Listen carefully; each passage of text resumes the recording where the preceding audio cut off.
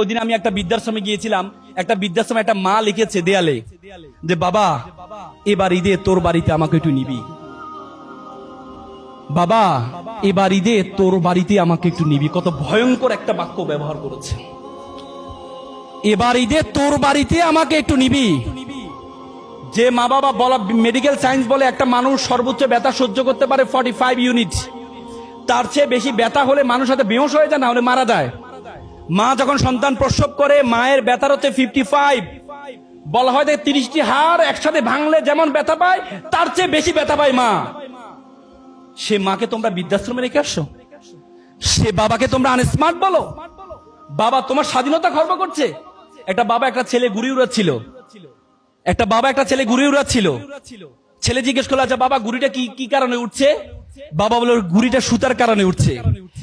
ছেলে বলে বাবা আমি দেখছি সুতা ঘুড়িকে টানছে, আর তুমি বলো সুতার কারণে উঠছে। পরে যে বাবা তাকে বোঝানোর জন্য সুতাটা ছিঁড়ে দেয়, পরে দেখা গেল একটু পরে ঘুড়িটা লাফঝাপ করে নিচে পড়ে যায়।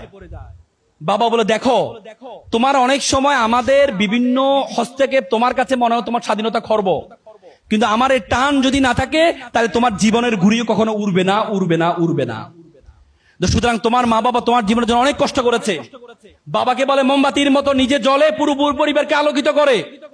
বাবাকে বলো গরম টিনের মতো, যে টিন সকল গরম নিজে সহ্য করে, নিচে সন্তান পরিবারকে সুন্দর করার জন্য পুরো জীবনটা শেষ করে দেয়। সে মা বাবাকে আমরা বৃদ্ধাশ্রমে রেখে আসি।